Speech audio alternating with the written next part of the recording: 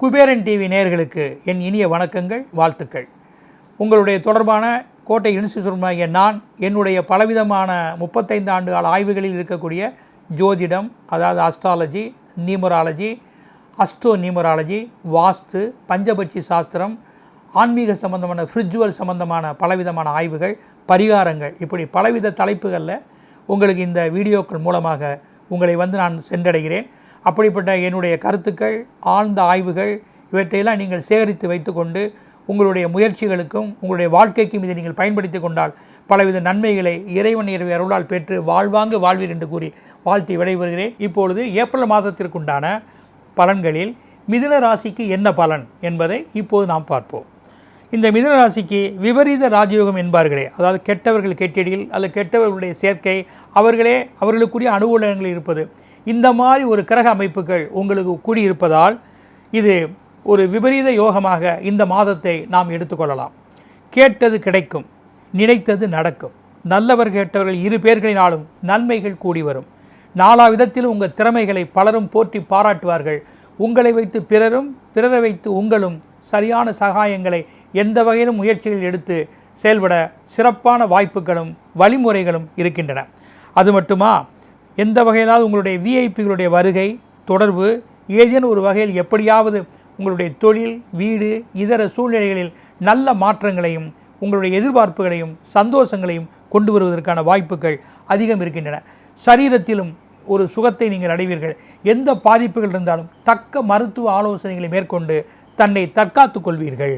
ஆக உங்கள் ஜீவனமாக இருக்கட்டும் மற்றும் சொத்துக்களாக இருக்கட்டும், எதிர்பார்ப்புகளாக இருக்கட்டும், எதுவுமே வீண் போகாமல் திடீரென்று உங்களுடைய பலாப்பலன்கள் வந்தடைவதற்கான வாய்ப்பு நிறைய இருக்கின்றன.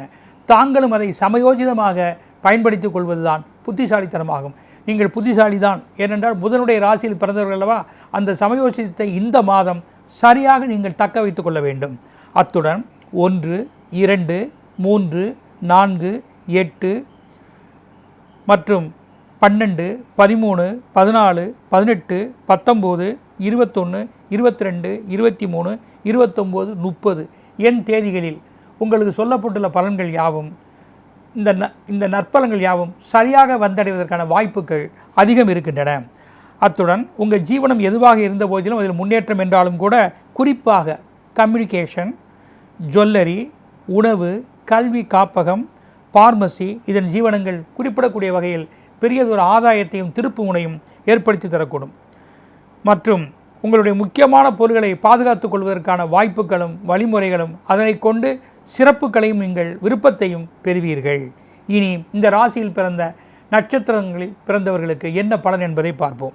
இப்போது மிருகாசீரிஷம் 3, 4 பாதங்களில் பிறந்த மிதுன ராசியைச் சேர்ந்தவர்களுக்கு அக்னி பகவான் இந்த மாதம் அதிர்ஷ்ட தெய்வமாக செயல்படுகிறார். அக்னி என்றாலே தீபம், ஜோதி வழிபாடுகள், மும்மதத்தினருமே ஜோதியை வழிபாடு செய்கிறார்கள். அப்படிப்பட்ட தீப வழிபாடும் மற்றும் சிவனே ருத்ரனாக இருக்கின்றார், அப்படிப்பட்ட ருத்ரனை வணங்குவதும், மகாவிஷ்ணுவே இவருடைய விஷ்ணுவுடைய ரூபமாக இருக்கின்றார், அப்படிப்பட்ட அவரை வழிபாடுகள் செய்வதும் யாவும் மற்றும் மகாசக்தியை வணங்குவதும் குறிப்பிடத்தக்க ஒன்று. அக்னி சொரூபமாக இருக்கக்கூடிய இவர்களை வணங்குவதும், அண்ணாமலை, உண்ணாமலை, திருவண்ணாமலை ஸ்தலத்தை தரிசனம் செய்வதும் சிறப்புடைய ஒன்றாக இருக்கும். எண்கணித ரீதியில் LA என்ற எழுத்துக்கள் உங்களுக்கு பயனுடையதே. இந்த எழுத்துக்களை முதலாக கொண்டு துவங்கும் நபர், நிறுவனம், நாடு, நகரம், கிராமம், வீதி இவற்றினால் உங்களுக்கு பயன் இருக்கக்கூடும். வாஸ்து திசை தெற்கு திசையில் இருக்கக்கூடிய வீடு, வியாபார ஸ்தலங்கள், உங்களுடைய முயற்சி, பயணம், தகவல் யாவுமே லாபம் தரக்கூடியதாக இருக்கும்.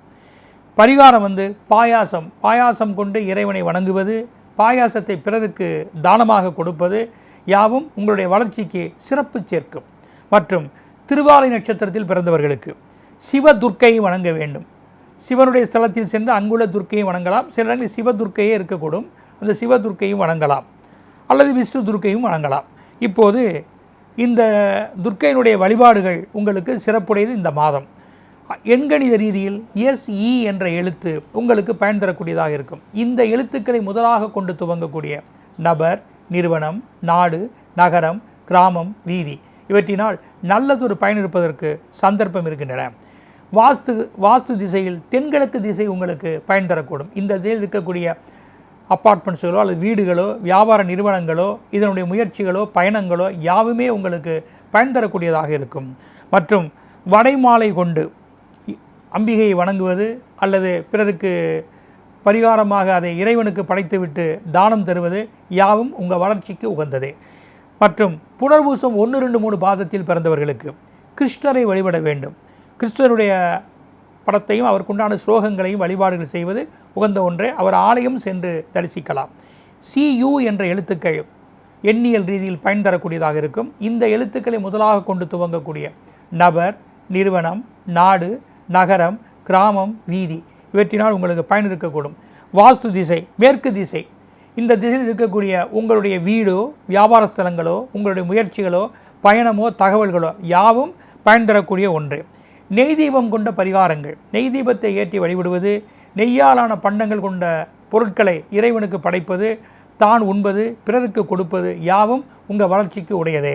ஆக மிதுனராசிக்காரர்களுடைய இந்த பலாபலன்களை அறிந்து தாங்கள் இதனுடைய அமைப்புகளை நல்ல விதமாக பயன்படுத்தி கொண்டு பரிகாரங்களையும் செய்து கொண்டால் இந்த மாதம் உங்கள் வளர்ச்சிக்கு அது மிகவும் உறுதுணையாக இருக்கக்கூடும். ஸ்ரீ குபேரன் டிவியை பார்த்தமைக்கு நன்றிகள். மேலும் இது போன்ற தகவல்களை தெரிந்து கொள்ள ஸ்ரீ குபேரன் டிவியை சப்ஸ்கிரைப் செய்யுங்கள். மறக்காமல் பெல் ஐக்கானை கிளிக் செய்யுங்கள்.